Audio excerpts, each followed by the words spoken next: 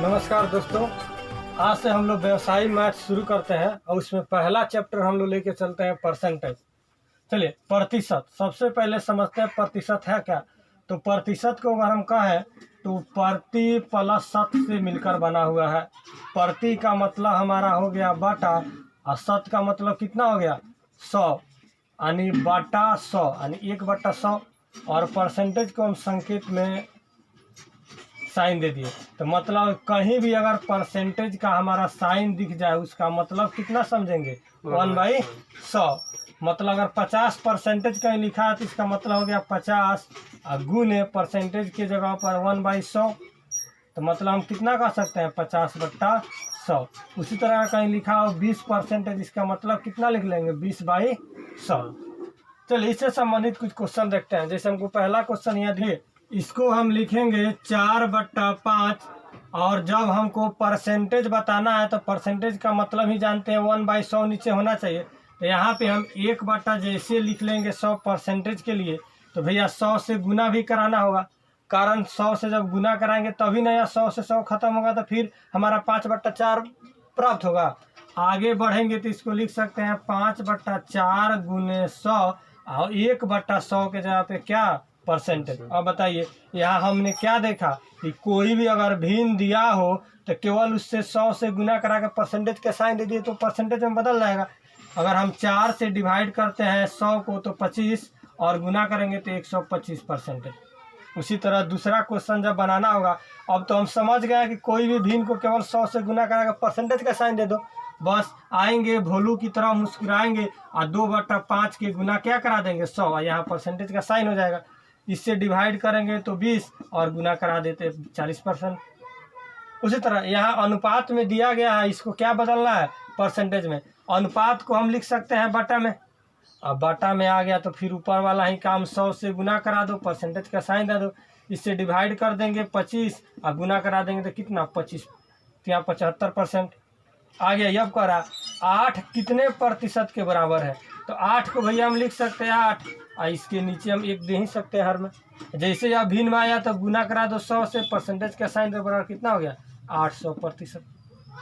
अगला 15% को भिन्न में बदले तो 15 के जगह पे 15 और परसेंटेज के जगह पे बटा 100। देखिए भिन्न में हो गया, लेकिन भिन्न में हमको आंसर देने के लिए किसको कटाना होगा। तो अगर 5 से डिवाइड अगर दोनों को कर दें, यहाँ 3 यहाँ कितना 20, तो हमारा कितना हो जाएगा 3/20। उसी तरह यहाँ दिया है 20% को अनुपात में बदलना। अनुपात मतलब रेशियो में, तो 20 बटा क्या कर देंगे 100। इसको अगर हम 20 से डिवाइड कर दे तो 1/5 और 1/5 को हम लिख सकते हैं 1/5। चलिए आगे देखते हैं। कह रहा है 25 का कितना प्रतिशत 20 है। तो ऐसे क्वेश्चन कहीं भी आए जहाँ पे क्वेश्चन में दिया हो क्या चीज़ का, की, के, से, या सभी शब्द जहाँ भी दिया हो उस शब्द से जुड़ा जो भी अंक होगा उसको हम बटा में नीचे यानी हर में लिखेंगे और जो बच जाएगा उसको ऊपर लिखेंगे, गुना 100 करा देंगे।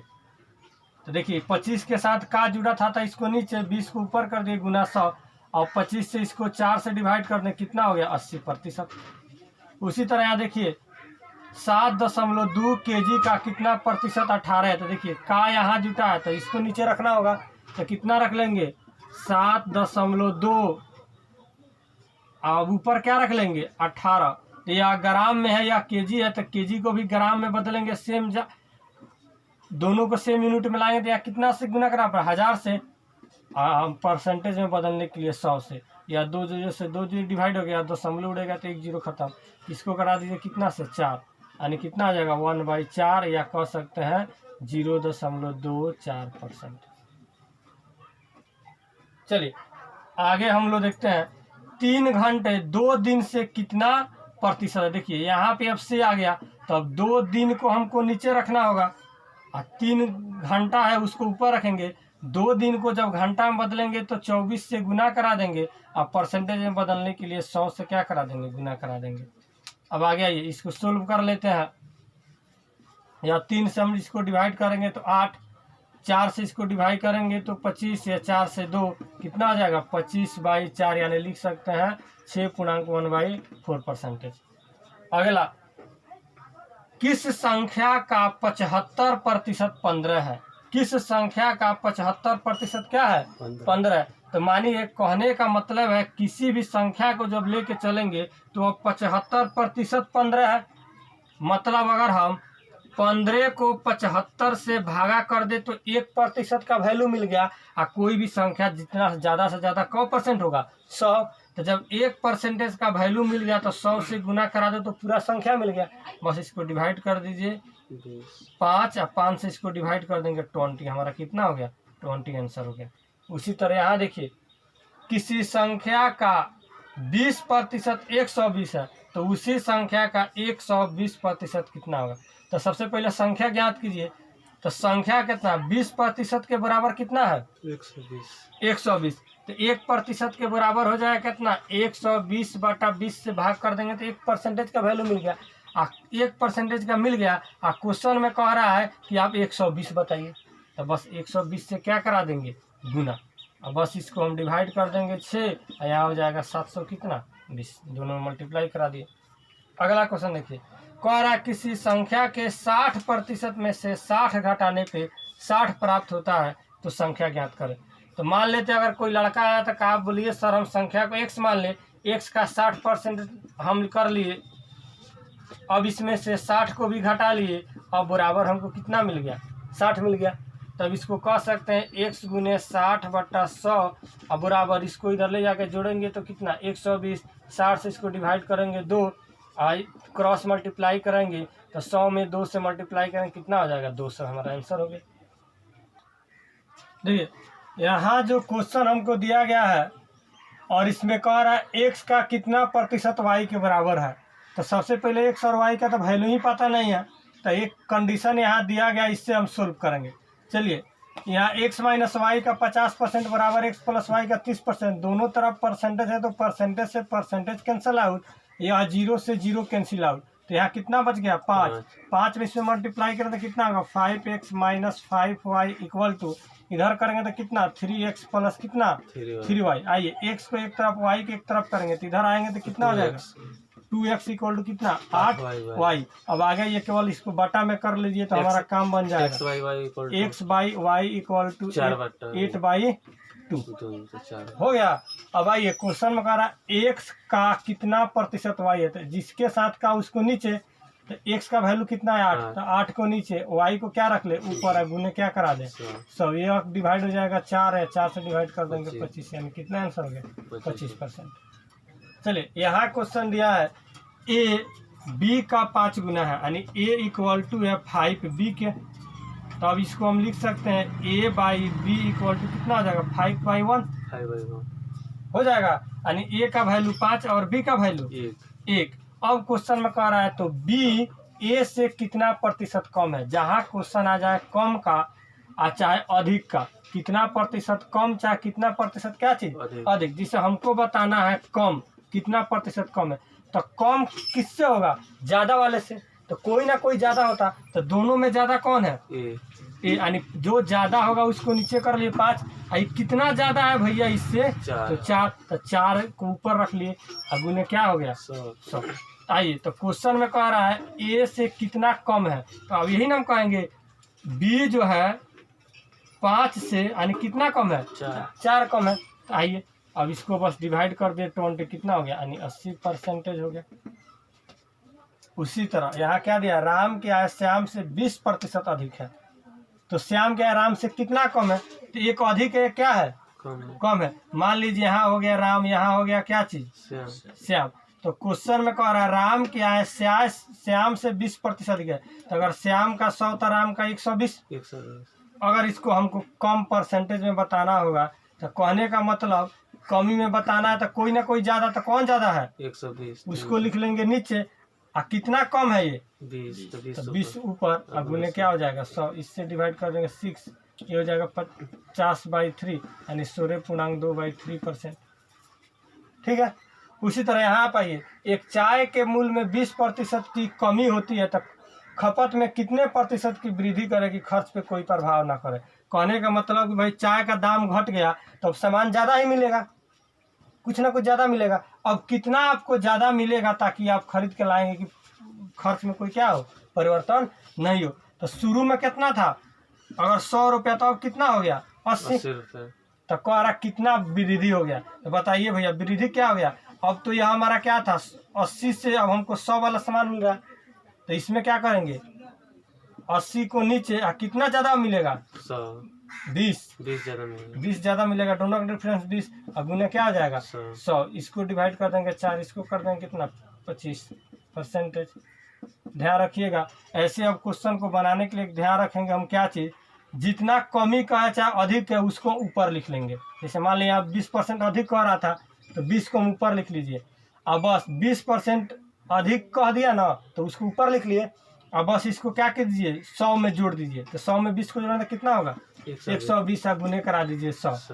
बस हमारा काम यहीं से बन जाएगा, कितना से 6, ये हो जाएगा 50, ये कितना हो जाएगा 3, आंसर हो जाएगा 16.2/3%। उसी तरह इसमें क्वेश्चन का कमी का चाहे अधिक ऊपर लिख दीजिए, तो इसको 20 को क्या लिख लेंगे ऊपर। अब 20 कम है तो बस इसको कम कर दीजिए 100 में से, कितना हो गया 80, गुने क्या करा दिए 100, एक कितना 4 है, इस कितना 25 यानी 25%। बात तो वही हो रहा है तेजी में बनाने के लिए। उसी तरह यहाँ पे कह रहा किसी त्रिभुज के क्षेत्रफल के आधार में 10% की वृद्धि कर दिया जाए तो उसकी ऊंचाई में कितना प्रतिशत की कमी करे ताकि क्षेत्रफल में कोई परिवर्तन ना आए। तो हम जानते हैं कि त्रिभुज के क्षेत्रफल 1/2 गुने आधार गुने ऊंचाई। तो कहने का मतलब है अगर इसको हम कम करना शुरू कर दे तो जाहिर सी बात ये बढ़ेगा, तब न जाकर क्षेत्रफल दोनों का बराबर होगा। तो ऐसे भी क्वेश्चन को एक भाई बदल रहा है दूसरा उस पर डिपेंड है, तो सेम इसी तरह बनाएंगे। ऊपर कितना है वृद्धि है तो 10, अब बढ़ाएंगे तो कितना 110, अब गुना क्या करा दें 100, 1 0 से 1 0 कितना हो जाएगा 9.1/11% हो गया। चलिए क्वेश्चन हमको दिया गया है कि किसी संख्या में 10% वृद्धि करने के बाद हुई संख्या में 10% की अगर कमी कर दे तो उस संख्या में कितना परिवर्तन होगा। चलिए ऐसे क्वेश्चन को बनाने के लिए हम 2 मेथड देखते हैं। पहला हम लोग साधारण देखते हैं, किसी संख्या में 10% वृद्धि करना है। मान लेते हैं अगर वह संख्या 100 हो तो 10% वृद्धि करेंगे तो 110 हो जाएगा। अब यह जो संख्या प्राप्त हो गया इस संख्या में 10% क्या करना है कमी, मतलब गुना करा देंगे। अब 100 के जगह पे इसको कितना कर देना है 90। आइए तो यहाँ 1 0 से 1 0, 1 0 से 1 0, ऊपर कितना हो जाएगा 99 या नीचे कितना हो जाएगा 100।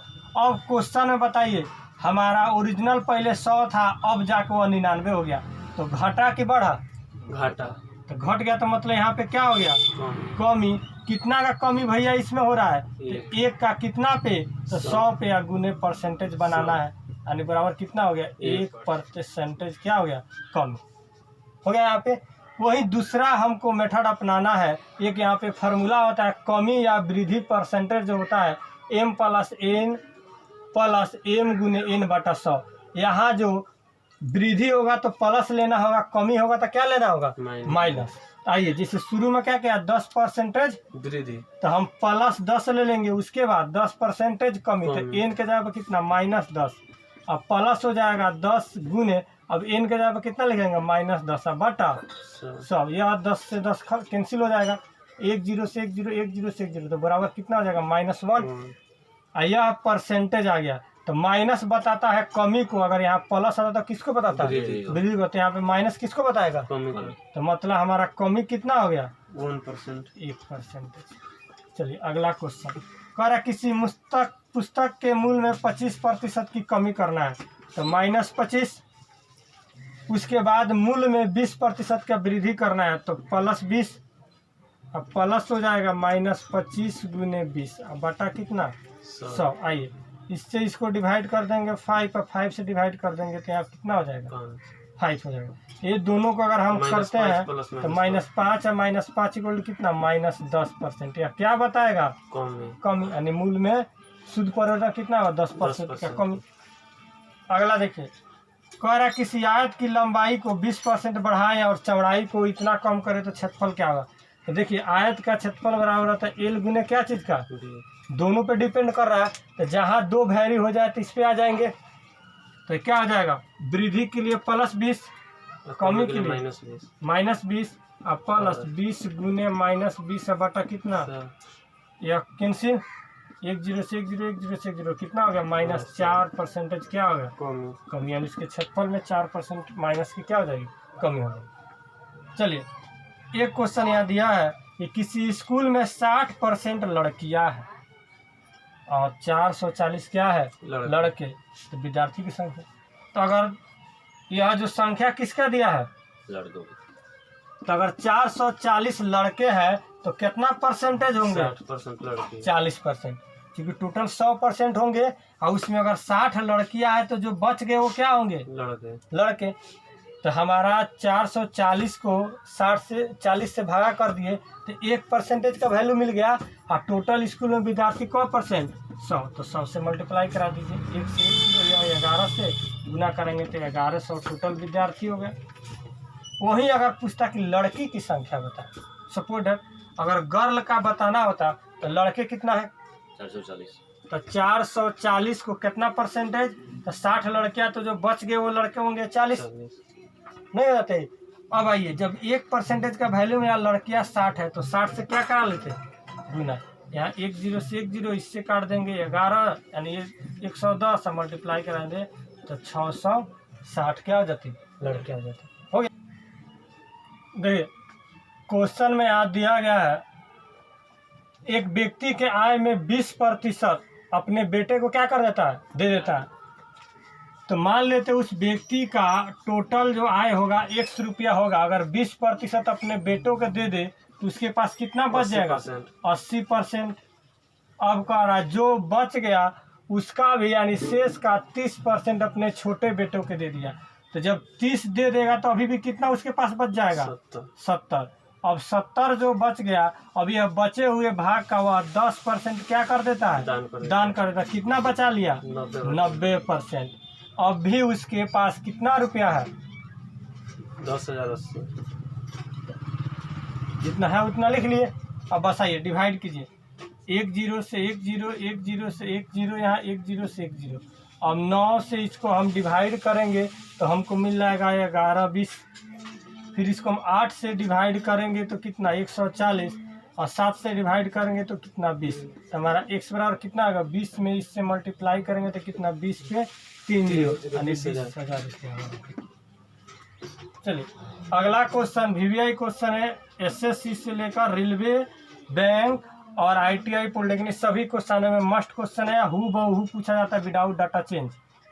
चलिए जैसे दिया है एक ताजे फल में 68% पानी है और सूखे फल में कितना पानी है 20%। कहने का मतलब जैसे अगर हम नारियल पीते हैं तो नारियल में हम पानी को पी जाते हैं और खोलचैया को फेंक देते हैं, ठीक उसी तरह अगर पूजे पाठ के लिए जब हम सूखा नारियल जाते हैं मांगने, जब छठ वठ में यूज होता है उसमें भी कुछ ना कुछ पानी रहता है, तो मतलब वो सूखा तभी वो पानी है।